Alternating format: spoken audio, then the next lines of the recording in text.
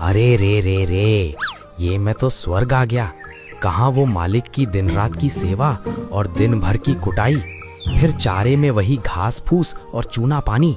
लेकिन यहाँ तो अमृत है। आज बड़ा शिकार करूंगा। कई दिन से खाना नहीं खाया हूँ, जोरों से भूख लग रही है। बस कोई हाथ लग जाए।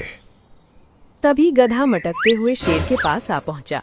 शेर थोड़ा चौंकता है, फिर बोलता है, अरे वाह, शिकार खुद चल के आया है, वो भी इतना हट्टा कट्टा। मजा आएगा। अरे बाप रे, ये शेर है क्या? जंगल में ये भी होता है? ये मैंने सोचा क्यों नहीं। कोई उपाय ढूंढना पड़ेगा, जान बचानी ही पड़ेगी। प्रणाम शेर महाराज, मैं तो आपको ही ढूंढ रहा था। न जाने कितने जंगल का दौरा किया है, तब जाकर आपके बारे में मालूम चला है। अरे ये क्या बोल रहे हो? भला तुम मुझे क्यों ढूंढ रहे थे? मैंने क्या कर दिया है? मैं एक देवदूत हूँ। मेरा नाम गधा प्रसाद है। मैं देवलोक का एक गधा हूँ जो आपका सलाहकार बनने की इच्छा रखता हूँ। सलाहकार क्यों बनना चाहते हो? मैंने तो आज तक कोई महान काम नहीं किया। यही तो आपकी महानता है। आप न जाने कितने बढ़िया काम करते हैं, कितने प्राणियों को मुक्त किया है और कई जानवरों पर तो दया भी की है। यही तो आपकी महानता है। अरे वाह, कितना मीठा बोलते हो। तुम्हारी कही एक एक बात सही है, लेकिन मैं फिर भी तुम्हें सलाहकार नहीं बना सकता। मेरा एक पहले से ही सलाहकार मौजूद है। आप मुझे कोई मंत्री बना लीजिए ताकि मैं आपकी सेवा कर सकूं। शेर कुछ देर सोचता है। ठीक है, तुम मेरे दाहिने हाथ बन जाओ। मैं जब भी कोई बड़ी मुसीबत में फंस जाऊं तो वहां से निकालने की तरकीब बताओगे। गधा शेर के साथ चला जाता है। वहाँ उसे एक लोमड़ी दिखाई देती है। महाराज, ये कौन है? इस जंगल का तो नहीं लगता।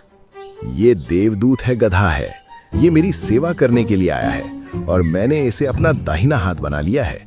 ये मेरी रक्षा करेगा। क्या? अगर ये दाहिना हाथ है तो मैं क्या हूँ? मैं आपकी एक भरोसेमंद सलाहकार हूँ। मेरी राय है कि किसी भी अनजान पर भरोसा करना सही नहीं है। ये देवलोक से आया है, इसे हल्के में मत लो। खास मेरे लिए आया है, और तो और ये मेरा फैन भी है। लोमड़ी को गधे पर पूरा शक था, फिर भी शेर के कहने से वो शांत हो गया। गधे, आज मेरे साथ शिकार पर चलो। आज हम हिरन का शिकार करेंगे और तुम इसी बहाने मेरी ताकत देखोगे। अरे यार, ये नाटक तो भारी पड़ने वाला है। कोई मौका देखकर खिसक लूंगा। जी जी महाराज, आज मैं आपकी ताकत को लाइव देखूंगा। चलिए चलते हैं। दोनों शिकार के लिए निकल जाते हैं। रास्ते में कोई हिरन नजर नहीं आता और ना ही कोई अन्य जानवर। परेशान होकर शेर कहता है, अरे भाई गधे, कोई भी हिरन नजर नहीं आ रहा है। लगता है सभी अपने अपने मांद में छिप गए हैं। कल हम दोबारा आएंगे, कल हिरन जरूर मिलेगा। गधा दिन भर घूम घूम के थक गया था। वो कहता है, जी जरूर शेर महाराज, हम कल आएंगे। रास्ते भर गधा तरकीब ढूंढता हुआ जाता है। कल फिर मुझे ले जाएगा। अगर कल शिकार नहीं मिला तो परसों ले जाएगा। अगर उस दिन भी नहीं मिला तो भूख से मुझे ही खा जाएगा। मुझे कुछ करना होगा, वरना। चलो भाई गधे, आज बड़ा हिरन का शिकार करेंगे और खूब दावत उठाएंगे। गधा फिर मुंह लटकाए उसके साथ चलने लगा। रास्ते में उनको एक हिरन दिखाई दिया। शेर ने उसका पीछा किया और थोड़ी देर बाद वापस खाली हाथ आया। अरे, ये भी शिकार हाथ से निकल गया। अब मेरे पेट में चूहे दौड़ रही हैं। अब तो मुझे करेला भी मीठा लगने लगेगा। जिसका डर था वही हुआ। अगर अभी कुछ नहीं बोला तो हमेशा के लिए चुप हो जाऊंगा। अपना नया दांव खेलने के समय आ गया है।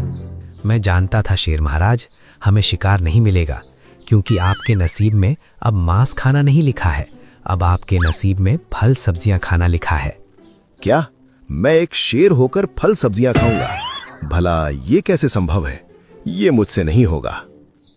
जरूर होगा।